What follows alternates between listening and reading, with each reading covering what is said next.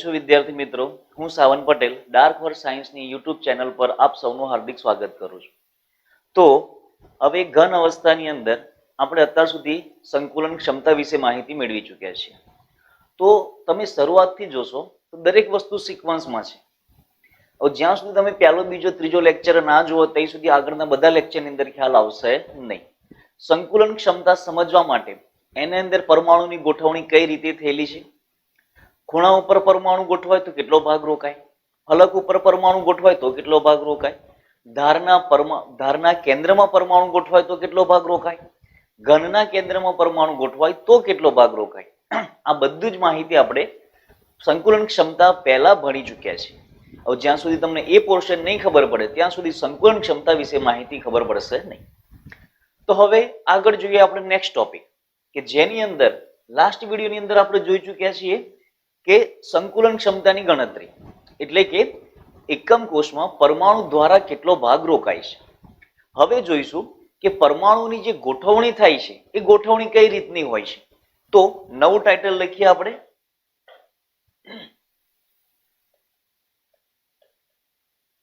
સમૃદ્ધ સંકુલન રચનાઓ. પરમાણુઓ જે ગોઠવાય છે એ ગોઠવણ જોઈશું આપણે. હવે તો આપણે પહેલા તો એ જ વિચારેલું છે કે પરમાણુ કેવો છે ભાઈ, ગોળાકાર, પૃથ્વીના ગોળા જેવો છે, ગોળાકાર, વોલીબોલ જેવો. પૃથ્વીનો ગોળો તો હજુ થોડોક ચપટો છે, પરંતુ આપણો પરમાણુ ટોટલી કેવો લઈએ છીએ, ગોળાકાર. તો પહેલું ટાઇટલ આપીએ આપણે એક પરિમાણીય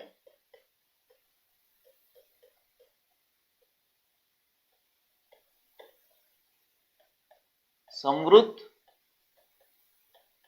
સંકુલન રચના. એક પરિમાણીય સમૃદ્ધ સંકુલન રચના.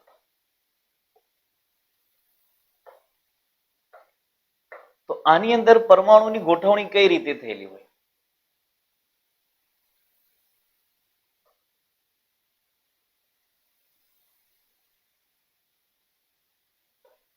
આની અંદર પરમાણુની ગોઠવણી કઈ રીતે હોય ખાસ સમજજો.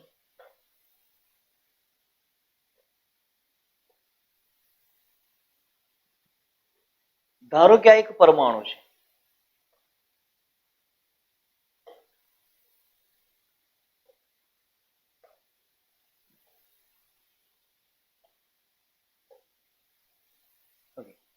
આ પરમાણુ કેવો લઈ લઈએ આપણે, ગોળાકાર.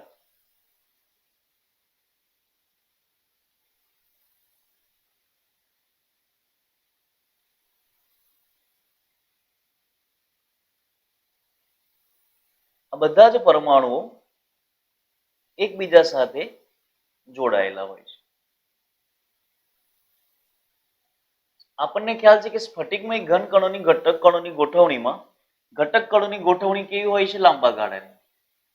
એનો મતલબ કે આ પરમાણુઓ આ દિશામાં પણ આગળ ગોઠવાયેલા છે, આ દિશામાં પણ આગળ ગોઠવાયેલા છે, પરંતુ કોઈ એક જ અક્ષ ઉપર, એક્સ અક્ષ લઈ લો તો કોઈ એક જ લાઈન પર આ બધા ગોઠવાયેલા છે.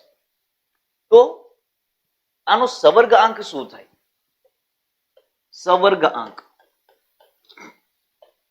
હવે ક્વેશ્ચન થાય કે સવર્ગાંક એટલે શું? તો સવર્ગાંક નો મતલબ થાય એક પરમાણુની આજુબાજુ રહેલા, એક પરમાણુની આજુબાજુ રહેલા પરમાણુની સંખ્યા.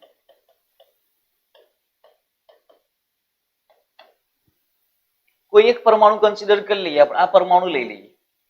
આની આજુબાજુ કેટલા પરમાણુ છે? તો કે આ એક અને એક આ બે. તો આનો સવર્ગાંક કેટલો થાય? 2. તો સાહેબ હવે એક્ઝામમાં લખવાનું કઈ રીતે? હવે ધ્યાન રાખજો, એક્ઝામમાં આ ટોપિકમાંથી ક્વેશ્ચન શું પૂછાય છે? તો કે એક પરિમાણીય સમૃદ્ધ સંકુલન રચનામાં પરમાણુનો સવર્ગાંક કેટલો છે, આવું જ પૂછાય ખાલી. તો એક પરિમાણીયમાં સવર્ગાંક કેટલો થઈ જશે ભાઈ? 2 થઈ જશે. આના સિવાય આપણે કશું યાદ રાખવાનું છે નહીં. અને જો બીજું સમજવું હોય તો આ રીતે સમજો કે પરમાણુ એક જ લાઈનમાં ગોઠવાયેલા છે. પરમાણુ એક જ લાઈનમાં ગોળ, દાખલા તરીકે વોલીબોલ લઈ લો અથવા તો નાના નાના પ્લાસ્ટિકના બોલ લઈ લો, એ તમે એક જ લાઈનમાં ગોઠવી દો. એક લાઈનમાં કેટલા ગોઠવાશે? જેટલા ગોઠવા એટલા ગોઠવી દો અને કોઈ એક પરમાણુ લઈ લો, એનો સહઅર્ધાંક કેટલો થશે? એની આજુબાજુ 2 છે. આનો સહઅર્ધાંક કેટલો? 1. ના, આની આજુબાજુ પણ આગળ ગોઠવાયેલા છે, તો એનો સહઅર્ધાંક પણ કેટલો થશે? 2. કોઈ પણ જગ્યાએ કોઈ એકનો નક્કી કરો, બધાનો સહઅર્ધાંક કેવો હોય? સરખો. કેમ? રચના કેવી છે આપણી? સ્ફટિકમય રચના. અને સ્ફટિકમય રચનાની અંદર ઘટક કણોની ગોઠવણી બધી જ જગ્યાએ કેવી હોય છે? એક સમાન હોય છે. તો આ થયું આપણું એક પરિમાણીય સમૃદ્ધ સંકુલન રચના. બીજા નંબર ઉપર જોઈએ આપણે. હવે સમજો ખાસ, દ્વિપરિમાણીય સમૃદ્ધ સંકુલન રચના. દ્વિપરિમાણીય સમૃદ્ધ સંકુલન રચના.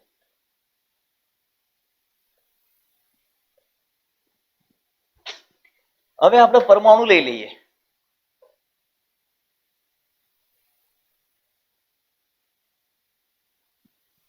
પરમાણુ લઈ લઈએ.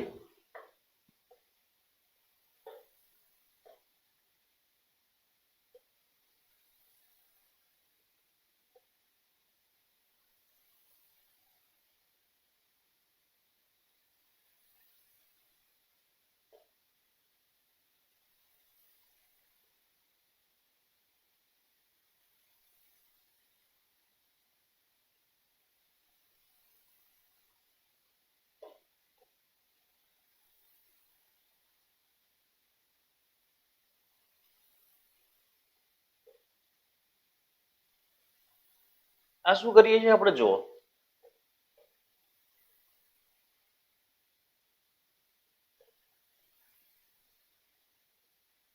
તો એક પરિમાણીય ઉપરથી આપણે કઈ આગળ આવી ગયા? દ્વિપરિમાણીય ઉપર. એક પરિમાણીયમાં કેટલી લાઈનો હતી? 3 લાઈનો હતી, મતલબ એક જ લાઈનમાં ગોઠવાયેલા હતા. તો આ બધા જ પરમાણુ એક જ લાઈનમાં ગોઠવાયેલા છે. એની ઉપર બીજો એવો ને એવો પ્રકાર કરી દીધો આપણે, એવા જ ગોઠવી દીધા. એની ઉપર બી ગોઠવી દીધા, એની ઉપર બી હશે, એની ઉપર બી હશે, આની નીચે બી હશે, પરંતુ બધા એક જ પ્રકારમાં. એ આપણે સમજવા જઈએ તો એક જ દિવાલ ઉપર બધા ગોઠવાયેલા છે. એક જ દિવાલ ઉપર બધા ગોઠવાયેલા છે. હવે સમજો કે આગળ નીચે કેટલા પરમાણુ દેખાય તમને? 3.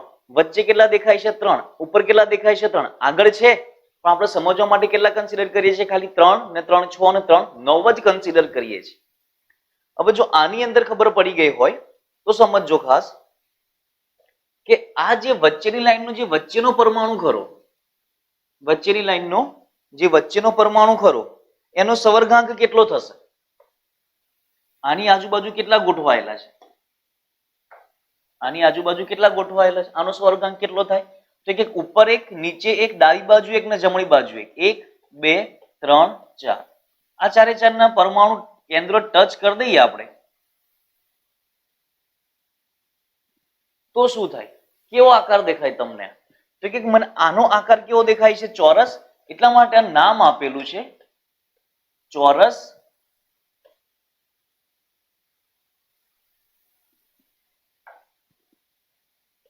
ચોરસ ક્લોઝ પેકિંગ.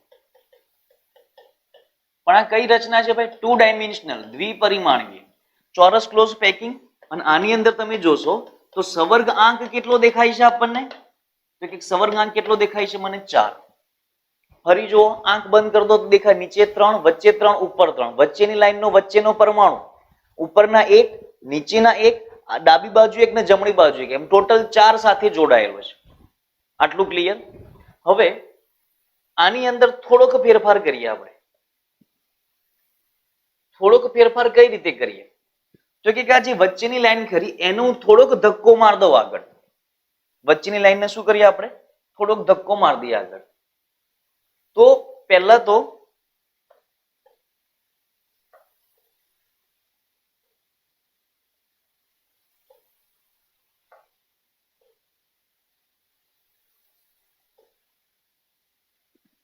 આ 3 પરમાણુ ગોઠવાઈ ગયા.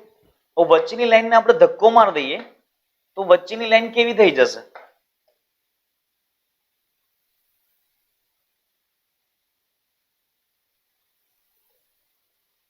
વચ્ચેની લાઈન આટલે આવીને ઊભી રહી જશે. બરાબર છે? હવે તો ત્રીજી લાઈન કઈ રહેશે? સાહેબ મેં ત્રીજી લાઈનને ધક્કો નથી માર્યો, ત્રીજી લાઈન તો એઝ ઇટ ઇઝ ઉપર જ છે. તો ત્રીજી લાઈન કઈ જશે?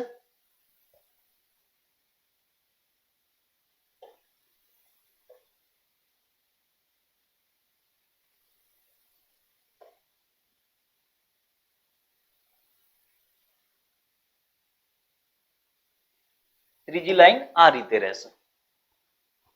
તો જોઈ શકો છો તમે, હવે આપણે જેમાં નક્કી કર્યું હતું કે વચ્ચેની લાઈનનો વચ્ચેનો પરમાણુ, આમાં પણ વચ્ચેની લાઈનનો વચ્ચેનો પરમાણુ આ થાય, વચ્ચેની લાઈનનો વચ્ચેનો પરમાણુ આ થશે.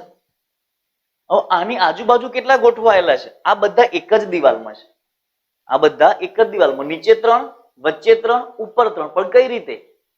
આ પહેલું સ્તર એ અને ત્રીજું સ્તર એ સરખું છે, પરંતુ આ સ્તર કેવું છે? અલગ.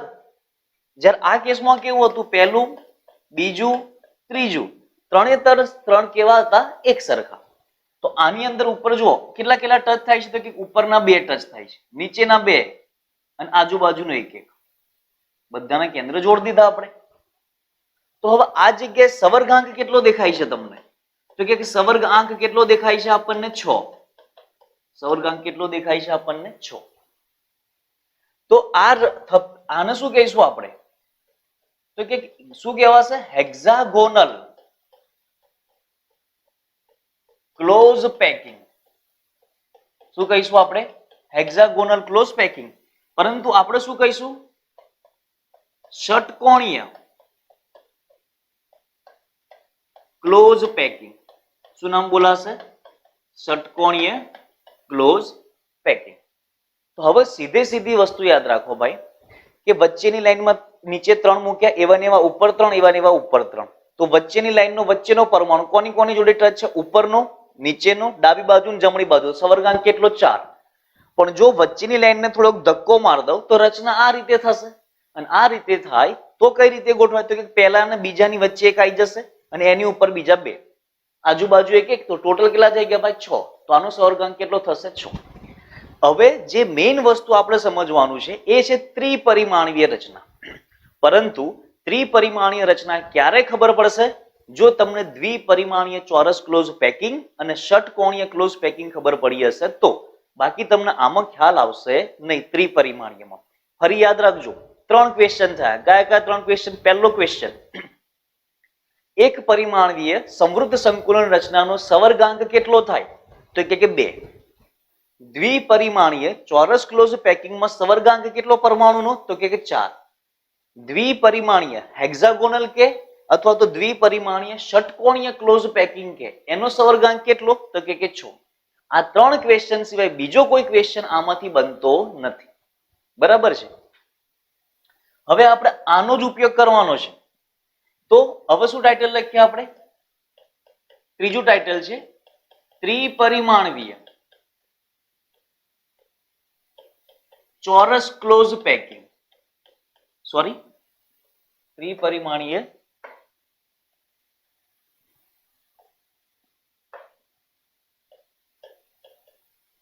સમૃદ્ધ સંકુલન રચના. ત્રિપરિમાણીય સમૃદ્ધ સંકુલન રચના. પરંતુ ત્રિપરિમાણીય સમૃદ્ધ સંકુલન રચના સમજતા પહેલા તમને શું આવડતું હોવું જોઈએ ભાઈ? દ્વિપરિમાણીય સમૃદ્ધ સંકુલન રચના આવડતી જશે, કારણ કે ત્રિપરિમાણીયનો બેઝિક પાયો કોણ છે? દ્વિપરિમાણીય. તો આની અંદર પહેલા આપણે લઈ લઈએ છીએ કે દ્વિપરિમાણીય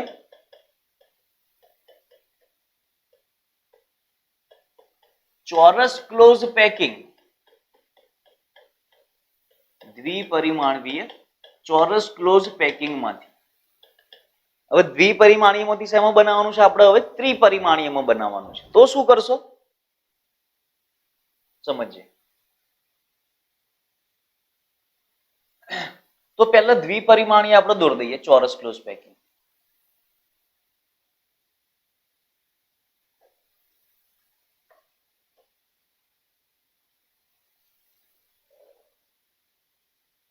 તો આ રીતે આપણે એક દિવાલ ઉપર 9 પરમાણુ ગોઠવ્યા હતા.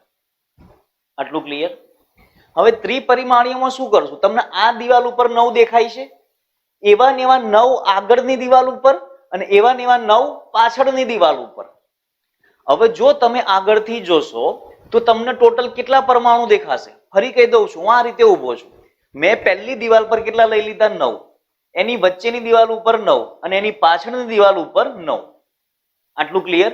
અથવા તો આ 9 છે, એની આગળ 9 અને એની પાછળ 9. હવે વચ્ચેના 9 જે છે એમાં વચ્ચેનો જે પરમાણુ ખરો વચ્ચેના 9 ની આ જે વચ્ચેનો પરમાણુ ખરો એ કોની સાથે જોડાયેલો હોય? તો કે પોતાના સમતલના 4 તો ખરા, 1 2 3 4 પોતાના સમતલના 4 તો ખરા જ, પરંતુ એક્ઝેક્ટ એની આગળ બી એક હશે અને એક્ઝેક્ટ એની પાછળ બી એક છે. ઇમેજિન કરો, વચ્ચે 9, આગળ 9, પાછળ 9. વચ્ચેના 9 નો જે વચ્ચેનો પરમાણુ ખરો એ પોતાના સમતલના 4 તો છે જ, પરંતુ એક્ઝેક્ટ એની એક આગળ અને એક્ઝેક્ટ એની એક પાછળ. ટોટલ કેટલા સાથે જોડાયેલો છે? 6 સાથે જોડાયેલો છે. તો આનો સવર્ગ આંક કેટલો થાય ભાઈ? તો કે આનો સવર્ગ આંક કેટલો થાય? તો કે આનો સવર્ગ આંક કેટલો થાય? 6. પોતાના સમતલના 4, એક આગળ અને એક પાછળ. ટોટલ કેટલા થઈ ગયા ભાઈ? 6 થઈ ગયા.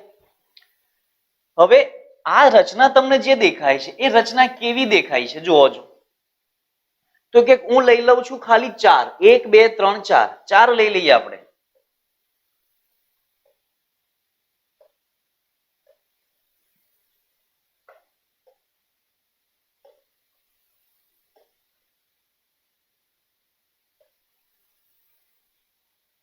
મેં અહીંયાથી કેટલા ઉઠાવી લીધા ભાઈ? 4 ઉઠાવી લીધા ખાલી.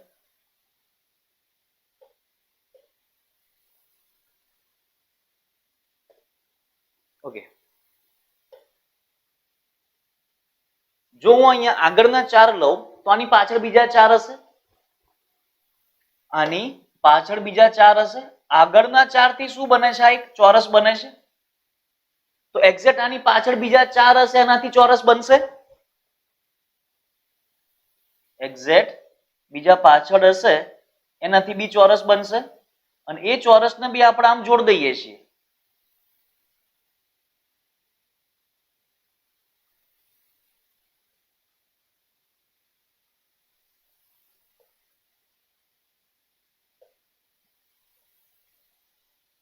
તો શું બનતું દેખાય છે તમને? જો આગળની દિવાલ ઉપર 4, પાછળની દિવાલ ઉપર 4. તો આ 4 ને 4 કેટલા કમ્બાઈન થઈ ગયા? 8 થઈ ગયા. હવે 8 8 ના કેન્દ્રોને જોડી દઈએ આપણે તો આ રચના જોવા મળશે મને. અને આ રચના શું કહેવાશે ભાઈ? સાદો ઘન કહેવાય. શું કહેવાય? સાદો ઘન. હવે આ જે પ્રકાર છે એ આખા લેયરને કયું નામ આપી દીધું આપણે? એ નામ આપી દીધું. પહેલા તો શું હતું? એક લાઈન હતી તો મેં બધાને એ કહી દીધું. એક લાઈનની ઉપર બીજી લાઈન, એના જેવી જ બીજી લાઈન, તો નીચેની લાઈનને એ, વચ્ચેની લાઈનને એ, ઉપરની લાઈનને પણ એ કહી દીધું. પરંતુ મારી જોડે તો આખી એક લાઈન ઉભેલી છે, તો આખી વચ્ચેવાળી લાઈનને શું નામ આપ્યું તું મેં? એ. તો આગળવાળી લાઈનને પણ શું નામ આપવું પડશે? મારે એ નામ આપવું પડશે. એની પાછળવાળી લાઈનને પણ શું નામ આપવું પડશે? મારે એ. કેમ? કારણ કે બધી જ જગ્યાએ ઘટક કણોની ગોઠવણી કેવી છે? સરખી. તો થપ્પી, આપણે શબ્દ લખેલો છે થપ્પીનો પ્રકાર, થપ્પીનો પ્રકાર અથવા તો થપ્પીની ભાત. શું જવાબ આવશે? એ જવાબ આવશે. તો હવે ક્વેશ્ચન એક્ઝામમાં શું પૂછાય કે ત્રિપરિમાણીય, શબ્દ સમજજો, ત્રિપરિમાણીય ચોરસ ક્લોઝ પેકિંગમાં પરમાણુનો સવર્ગ આંક કેટલો થાય? તો ધ્યાન રાખજો, ત્રિપરિમાણીયમાં સવર્ગ આંક કેટલો થશે? 6. હવે જો કોમ્પિટિટિવ એક્ઝામમાં ક્વેશ્ચન પૂછાય તો ક્વેશ્ચન શું કરશે? એ શું કરશે? તો કે પરમાણુ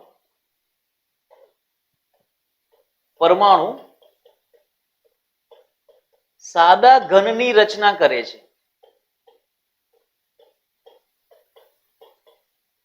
તો ખૂણા પર રહેલા પરમાણુનો સવર્ગ આંક શું થાય?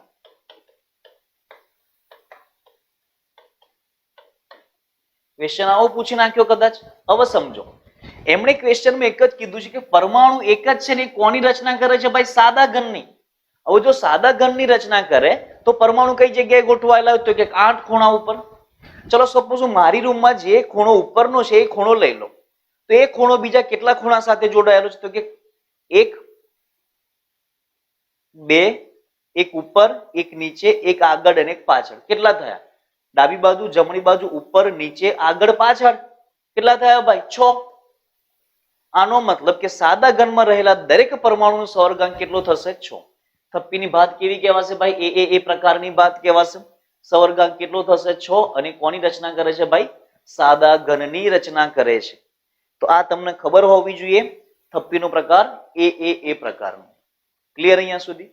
હવે કોનો ઉપયોગ કર્યો તો આપણે ચોરસ ક્લોઝ પેકિંગનો. હવે કોનો ઉપયોગ કરીશું આપણે?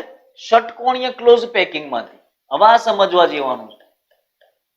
ષટકોણીય ક્લોઝ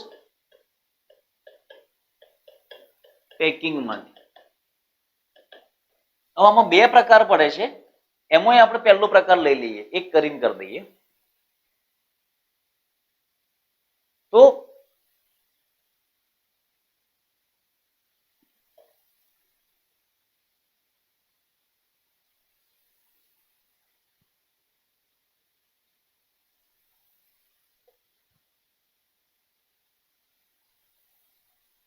ષટકોણીય માર્ગ કઈ રીતે મૂકવા પડશે ભાઈ?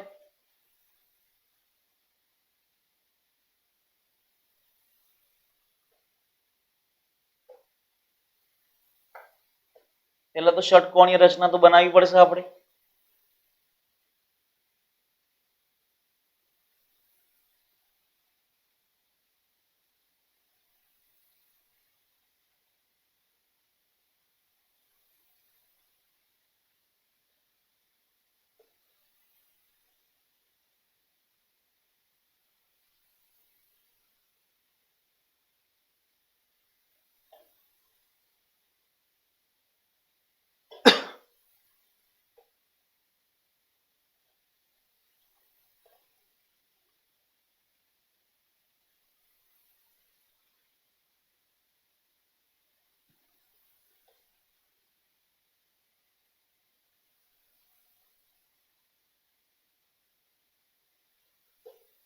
ચલો, આ પ્રકારની કઈ રચના દેખાય છે તમને? ષટકોણીય રચના છે. કઈ છે પણ? આ દ્વિપરિમાણીય. કઈ રચના છે? દ્વિપરિમાણીય ષટકોણીય ક્લોઝ પેકિંગ રચના. જોઈ શકો છો તમે, આ એક વચ્ચેનો પરમાણુ છે, એની ઉપર બે, નીચે બે, એક આગળ અને એક પાછળ. તો ટોટલ એક પરમાણુનો સહઅર્ધાંક કેટલો થશે? 6. પરંતુ જ્યારે તમે આ રીતનું જુઓ છો એ વખતે તમને અમુક અમુક જગ્યાએ છિદ્રો દેખાતા હશે. કોઈ એક છિદ્ર લઈ લઈએ આપણે. સપોઝ હું આ છિદ્ર લઈ લઉં. તો આ છિદ્ર જે બને છે એ છિદ્ર અત્યારે કયું છે ભાઈ? તો કે આ રીતનું દેખાય છે. તો આ છિદ્રનું નામ શું થશે ભાઈ? અત્યારે તો ત્રિકોણીય છિદ્ર. શું થશે? ત્રિકોણીય છિદ્ર. પરંતુ હવે આની જ ઉપર આપણે બીજું એક મૂકવાનું છે.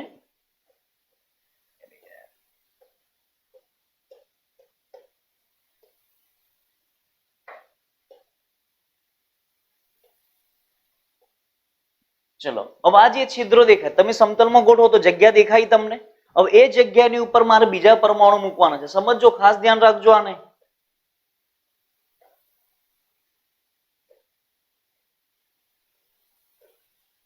ઓકે,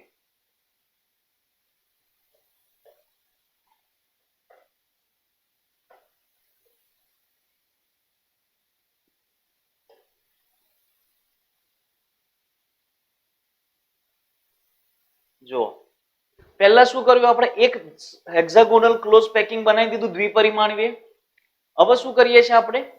જે પહેલા સ્તરમાં જે જગ્યા બાકી રહી એના ઉપર બીજા પરમાણુ ગોઠવી દઈએ. પરંતુ એ પણ કેવા હોવા જોઈએ ભાઈ? બીજું સમતલ જે આવે એ પણ કેવું હોવું જોઈએ? હેક્સાગોનલ જ. બીજું સમતલ જે આવે એ પણ કેવું હોવું જોઈએ?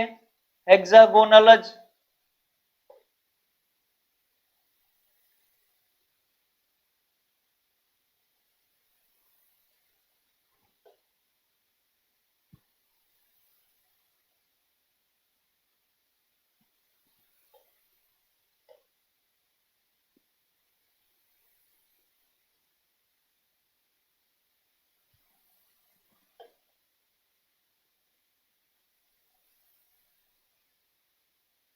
એક સમતલની ઉપર બીજું સમતલ મૂકવાનું છે, પરંતુ બીજું સમતલ કઈ જગ્યાએ મૂકું છું? ખાસ જોજો ધીમે રહીને.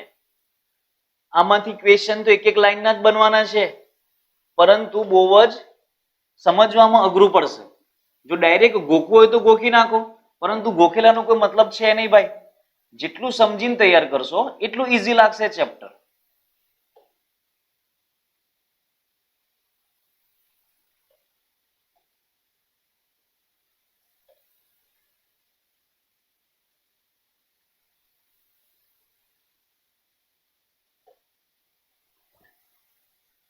તો આ કેવી રચના દેખાય છે તમને? કેસરી કલર થી જે છે, સોરી, બરાબર છે, એ કઈ છે તમારું નીચેનું હેક્ઝાગોનલ. એન હેક્ઝાગોનલ થી જે છિદ્રો દેખાતા એના ઉપર મેં બીજું લેયર મૂક્યું. તો નીચે વાળું પણ હેક્ઝાગોનલ, ઉપર વાળું પણ હેક્ઝાગોનલ, પરંતુ નીચે વાળાની જે પ્રમાણેની રચના છે એ પ્રમાણેની રચના શું ઉપર છે? ના, ઉપર એ પ્રમાણેની રચના નથી. કેવી રચના છે સમજજો. આમાંથી હું ખાલી કેટલા લઈ લઉં છું? આમાંથી હું કેટલા લઈ લઉં છું? ખાલી નીચે વાળા 3 લઈ લઈએ. નીચે વાળા કેટલા લઈ લઈએ? 3. નીચે વાળા 3 પરમાણુ લઈ લીધા મેં. 1, 2 અને 3. ક્લિયર? આ 3 3 એકબીજાને કેવા છે ભાઈ? ટચમાં છે. આ 3 3 એકબીજાના ટચમાં છે. હવે આ 3 થી જે બનતું હતું છિદ્ર, એ છિદ્ર ઉપર શું કર્યું? આપણે બીજો એક પરમાણુ એડ કરી દીધો. આટલું ક્લિયર? હવે સમજો. હવે મારે ત્રીજું લેયર મૂકવાનું છે. હવે ત્રીજું લેયર હું બે રીતે મૂકી શકું. કાં તો પહેલા બીજા અને આ બે કરતા અલગ, કાં તો પહેલાના જેવું સેમનું સેમ. હવે વિચાર કરો, મેં નીચે 3 બોલ લઈ લીધા, 1 2 3 ત્રિકોણ બનાવીને એકબીજાને ટચ કરાવી દીધા, વચ્ચે જગ્યા રહી. એની ઉપર બીજો એક પરમાણુ મૂકું છું. ટોટલ કેટલા થયા ભાઈ? 4 થયા. કેટલા થયા? 4. અને આ 4 ના લીધે વચ્ચે જગ્યા બાકી રહે છે હજુ. હવે જે જગ્યા બાકી રહેશે ને આનાથી જે જગ્યા બાકી રહેશે, અહીં આગળ એક છિદ્ર બને છે. એ છિદ્રને કયું છિદ્ર કહીએ છીએ આપણે? ચતુષ્ફલકીય છિદ્ર કહેવામાં આવે છે. કયું છિદ્ર કહેવામાં આવે છે ભાઈ? ચતુષ્ફલકીય છિદ્ર. આ ચતુષ્ફલકીય છિદ્ર વિશે પણ ફરી માહિતી લઈશું આપણે આગલા લેક્ચરની અંદર. પરંતુ અહીં આગળ એટલું યાદ રાખો કે નીચેના 3 પરમાણુ અને ઉપરનો એક પરમાણુ જ્યારે જોડાય ત્યારે વચ્ચે જગ્યા ખાલી રહેશે તો શું કહીશું? એને ચતુષ્ફલકીય છિદ્ર. હવે આ એક પરમાણુની ઉપર હું બીજા 3 પરમાણુ મૂકું છું. કોના જેવા? નીચે જેવા છે એવા ને એવા બીજા 3. આટલું ક્લિયર? અથવા તો શું કરીએ આપણે? 3 ત્રિકોણ, પહેલો બોલ, એક બોલ મારી બાજુથી ને 2 બોલ તમારી બાજુથી, તો 3 પરમાણુ થઈ ગયા. એવા ને એવા 3 તમારી બાજુથી 2 ને મારી બાજુથી 1, ઉપર બીજા 3, અને આ બંનેને જોડતા વચ્ચે એક. ટોટલ કેટલા થયા? 3 ને 3 6 ને 1 7. આટલું ક્લિયર? તો એક્ઝેક્ટ આની ઉપર બીજા કેટલા છે? યલોની ઉપર બીજા કેટલા છે? 3. મતલબ હું જો ત્રીજું લેયર મૂકું છું એ કોના જેવું મૂકું છું? પહેલાના જેવું જ. તો શું લખાશે અહીંયા આગળ? એ નીચેનું આખું જે લેયર છે એ, વચ્ચેનું લેયર આ પીળા કલરનું જે છે એ બી, અને આની ઉપર હજુ જે આવશે એ કોના જેવું આવશે? એ જેવું આવશે. તો થપ્પીનો પ્રકાર કેવો કહેવાશે ભાઈ? એબી એબી એબી કહેવાશે. અને જો એબી એબી એબી પ્રકારનો હોય તો હવે સવર્ગાંક તમે જાતે નક્કી કરો ભાઈ. સવર્ગાંક તમે જાતે નક્કી કરો છો. સવર્ગાંક કેટલો થવો જોઈએ? ચલો આપણે યલો કલર નક્કી કરીએ. યલો કલર વચ્ચે છે, એની નીચે 3, ઉપર 3. સવર્ગાંક કેટલો થયો યલોનો? 6. સવર્ગાંક કેટલો થઈ ગયો આનો? 6 થઈ ગયો. આ રચના કેવી રચના કહેવાશે? સમજો. આ રચનાનું કમ્પલસરી નામ અપાશે ષટકોણીય ક્લોઝ પેકિંગ. આના વિશે પણ આપણે આગળ ફરી જોઈશું. ષટકોણીય ક્લોઝ પેકિંગ ને ઇંગ્લિશમાં શું કહીશું આપણે ભાઈ? Hexagonal close packing. તો હવે ખાસ ધ્યાન રાખો કે જ્યારે પણ જો એક્ઝામમાં પૂછાય કે હેક્ઝાગોનલ ક્લોઝ પેકિંગ નો સવર્ગાંક કેટલો, તો હેક્ઝાગોનલ ક્લોઝ પેકિંગ નો સવર્ગાંક થશે ભાઈ 6. કેટલો થઈ જશે? 6. સોરી, 6 કેમ નો થાય? 6 ના થાય. કઈ રીતે 6 ના થાય સમજો. થોડીક ભૂલ થઈ ગઈ. કોઈ એક પરમાણુ લઈ લઈએ આપણે. આ 3 લીધા તમે, 1 2 3.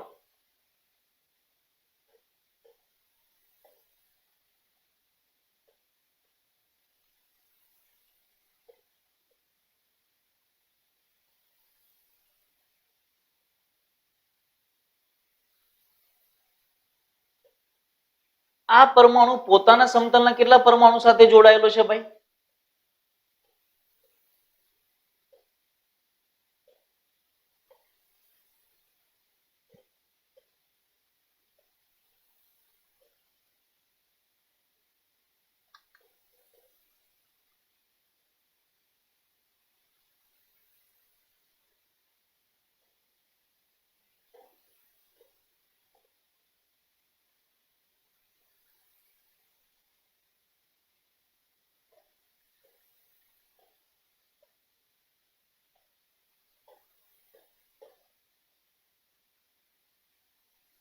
આ પરમાણુ પોતાના પરમાણુના કેટલા સાથે જોડાયેલો છે?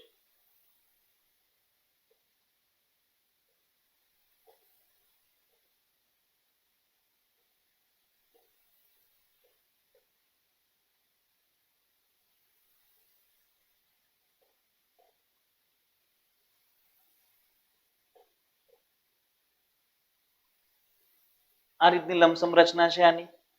આ એક જ સમતલ છે. આની ઉપર કેટલા ગોઠવાયેલા છે જુઓ છો ભાઈ. આની ઉપર હું અહીં આગળ ગોઠવી દઉં છું એક. બરાબર છે. તો આ પરમાણુ આ જે બોલીએ છીએ આપણે વચ્ચેની લાઈનનો વચ્ચેનો પરમાણુ આ પોતાના સમતલના કેટલા? 6. એ રીતે યલો પણ પોતાના સમતલના કેટલા પરમાણુ સાથે જોડાયેલો હશે? 6. પોતાના સમતલના 6 તો ખરા જ. ઉપરના કેટલા? 3. હવે યાદ કરો આપણે શું કર્યું હતું? નીચે 3 ઉપર 3 ને વચ્ચે 1. તો વચ્ચેનો જે એક પરમાણુ છે એ પણ ષટકોણીય તો બનાવે જ છે ને. તો ષટકોણીય મતલબ પોતાના સમતલના 6 સાથે તો જોડાયેલો છે. ઉપરના સમતલના 3 નીચેના સમતલના 3 તો ટોટલ સવર્ગાંક કેટલો થાય? ટોટલ સવર્ગાંક કેટલો થશે? 6 + 6 એટલે કેટલો જવાબ આવશે? 12. તો 12 HCP પૂછે તમને. ધ્યાન રાખજો ભાઈ સવર્ગાંક બે જગ્યાએ થાય છે. પોતાના સમતલનો સવર્ગાંક 6, ઉપરના સમતલનો 3, નીચેના સમતલના 3 પરમાણુ ટોટલ ઉપરના સમતલના 3, નીચેના સમતલના 3 અને પોતાના સમતલના 6 એટલે ટોટલ સવર્ગાંક પૂછે તમને તો HCP માં સવર્ગાંક કેટલો થાય? 12. પણ ક્યારે? આગળ જો શબ્દ વાપરેલો હોય ત્રિપરિમાણીય રચના. કઈ રચનામાં ભાઈ? ત્રિપરિમાણીય રચનાની અંદર પરમાણુનો સવર્ગાંક કેટલો થશે? 12. તમારે ખાલી આટલું જ યાદ રાખવાનું છે ને આટલો જ ક્વેશ્ચન પૂછાય છે. ફરી યાદ રાખજો. નીચે 6, વચ્ચે 6, ઉપર 6. પરંતુ વચ્ચેની જે પ્રકાર ખરો ને એ નીચેવાળા જેવો છે નહીં, અલગ છે. બી એ એ બી એ બી એ બી આ પ્રકારે ગોઠવણી હોય તો પોતાના સમતલના 6, નીચેના 3, ઉપરના 3 આ રીતે દરેક પરમાણુ સવર્ગાંક કેટલો થશે? 6. અને આઈએમપી પણ એટલું છે. આના વિશે આગળ આપણે ફરી ભણવાનું છે પરંતુ આમાંથી એક જ ક્વેશ્ચન. કયો ક્વેશ્ચન? ત્રિપરિમાણીય સંવૃત સંકુલન રચના ષટકોણીયમાં પરમાણુ સવર્ગાંક કેટલો થાય? તો કે 12 થાય. આ ખાસ સમજજો. હવે આપણે જો સમજો. પહેલા શું કર્યું? આપણે એ લેયર બનાવ્યું, પછી ઉપર લેયર બનાવ્યું બી. પણ બી લેયર કેવું હતું? એ કરતા અલગ. સમજો.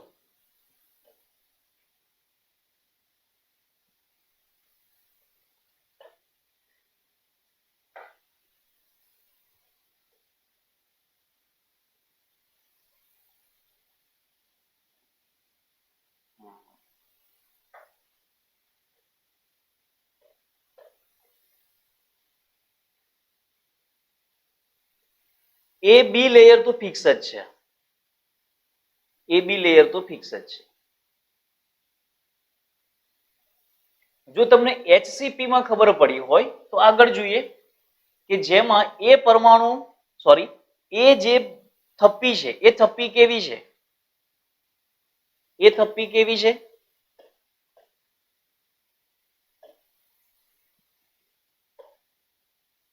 તો કે ષટકોણીય બનાવ્યું છે. પહેલામાંથી જે લેયર બનતું હતું એમાં જે છિદ્રો બાકી રહેતા એમાં શું ગોઠવી દીધું? આપણે બી ગોઠવી દીધું. તો કયું છિદ્ર બને છે ભાઈ? ચતુષ્ફલકીય છિદ્ર બને છે.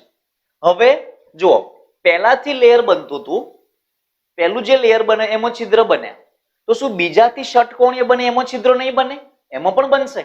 તો એમાં છિદ્ર અહીં આગળ બને છે. જુઓ એમાં છિદ્ર અહીં આગળ બને છે. એમાં પણ ત્રિકોણીય છિદ્ર બને છે. પરંતુ આ ત્રિકોણીય છિદ્ર નથી ભાઈ. સમજવાનો ટ્રાય કરજો.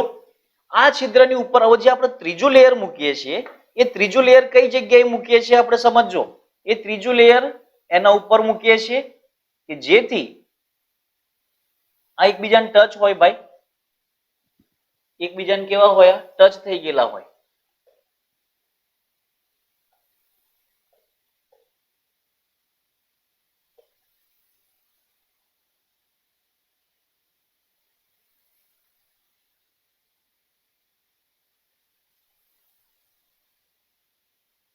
તો આ જે ત્રીજું લેયર મૂકું છું એ કઈ મૂકું છું? એક બીજા લેયરની ઉપર કે જેનાથી એના છિદ્રો ઢંકાઈ જાય.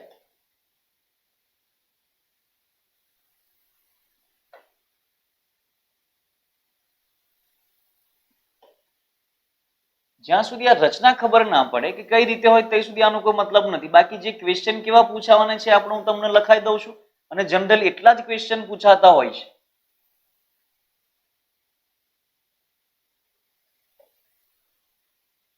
આકૃતિ થોડી ગૂંચવણ ભરી લાગતી હશે પણ સમજવાનો ટ્રાય કરજો. એકદમ ઈઝી કન્સેપ્ટ છે આ, પણ જો પહેલી વખતમાં ખબર પડશે તો, અને જો ના ખબર પડે તો વારંવાર વિડીયો જોજો કરશો તો આરામથી આવડી જશે. કેટલા લેયર દેખાય છે તમને? 3 લેયર દેખાય છે. ગૂંચવણ ભરી આકૃતિ દેખાય છે તમને? કશું જ નહીં ભાઈ. પહેલા એક હેક્સાગોનલ બનાવી દો, બીજો હેક્સાગોનલ, ત્રીજો હેક્સાગોનલ. પહેલા હેક્સાગોનલના જે છિદ્રો દેખાય એના ઉપર બીજો મૂકો અને બીજા ઉપર ત્રીજો મૂકો. પણ પહેલા ઉપર બીજો કઈ રીતે મૂક્યો તો કે પહેલાના છિદ્રો ઢંકાઈ જાય. બસ એ જ રીતે બીજા ઉપર ત્રીજો કેવી રીતે મૂકવાનો? તો બીજાના છિદ્રો ઢંકાઈ જાય એટલે રીતે. જ્યારે આ પ્રકારની રચના કરશો ત્યારે વચ્ચે એક છિદ્ર બનશે. એ છિદ્રનું નામ આપીશું આપણે અષ્ટફલકીય છિદ્ર. કયું નામ આપીશું આપણે? અષ્ટફલકીય છિદ્ર. પણ આ અષ્ટફલકીય છિદ્ર વિશે પણ આપણે આગલા લેક્ચરની અંદર જોઈશું કે કઈ રીતે બનતું હોય છે. ઇમેજિનેશન ઉપર છે. તો આ પહેલું લેયર એ કેસરી વાળું, યલો વાળું બી લેયર અને વ્હાઈટ વાળું સી લેયર. તો ટોટલ કેટલું થયું ભાઈ? ABC ABC ABC. અને આની અંદર જો સમજવાનો ટ્રાય કરશો તો આનો પણ સવર્ગાંક કેટલો થવાનો કહો મને. મેં શું કહ્યું? પહેલા ઉપર બીજું ને બીજા ઉપર ત્રીજું. કોઈ પણ વચ્ચેનું એક સમતલ લઈ લઈએ તો પહેલો બીજો ત્રીજો 3 ઉપર 3 વચ્ચે 1 આ રીતે જ આવવાનું છે ને. તો પોતાના સમતલના કેટલા? 6, ઉપર કેટલા? 3, નીચે કેટલા? 3. તો ટોટલ સવર્ગાંક કેટલો થયો ભાઈ? 12. અને આ જે રચના છે એ રચના કઈ કહેવાશે ભાઈ? એફસીસી અથવા તો સીસીપી રચના કહેવાય છે. કઈ રચના કહેવાય છે આને? એફસીસી અથવા તો સીસીપી રચના. તો હવે ક્વેશ્ચન સમજજો ખાસ. આટલું ક્લિયર? ફરી કહી દઉં છું. ત્રિપરિમાણીય ષટકોણીય ક્લોઝ પેકિંગમાં સવર્ગાંક કેટલો આવશે? 12. હવે નોંધ કરી લખવા જેવું જે છે એ લખો. પહેલો પોઈન્ટ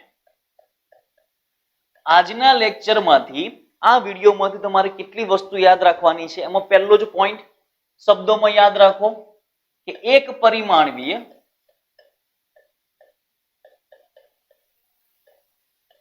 સંવૃત્ત સંકુલન રચનામાં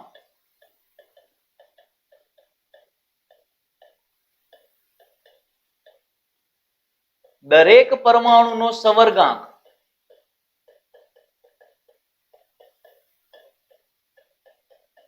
કેટલો હોય? તો કે 2. દ્વિપરિમાણીય સંવૃત્ત સંકુલન રચના એમાં કેટલા પ્રકાર પડશે ભાઈ? 2 પડશે.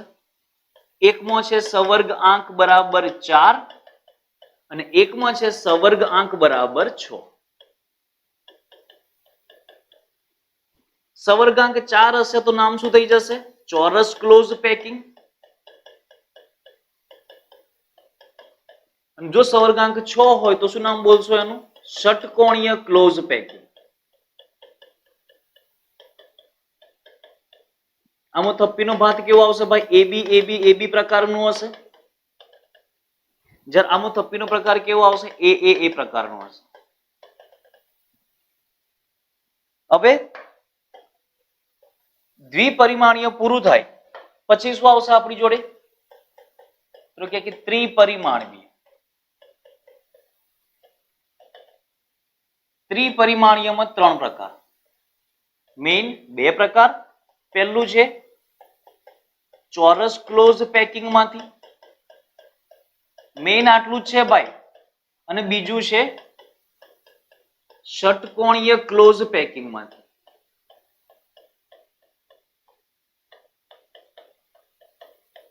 કયું? 2D. આ પણ કયું? 2D એટલે કે દ્વિપરિમાણીય. આમાંથી શું બને છે? તો કે સાદો ઘન બને છે. શું બને છે? સાદો ઘન. અને સાદા ઘનમાં સવર્ગ આંક કેટલો છે ભાઈ? સાદા ઘનમાં સવર્ગાંક કેટલો? પોતાના સમતલના 4, એક આગળ અને એક પાછળ. સવર્ગાંક 6. સંકુલન ક્ષમતા પણ ખબર હશે સાદા ઘનની. આમાંથી કેટલા પ્રકાર પડે છે ભાઈ? 2 પ્રકાર. આમાંથી કેટલા પ્રકાર પડે છે? બે પ્રકાર. એક ગોઠવણી કરી હતી આપણે એબી એબી એબી પ્રકારની, અને બીજી ગોઠવણી કરીએ આપણે એબીસી એબીસી એબીસી પ્રકારની.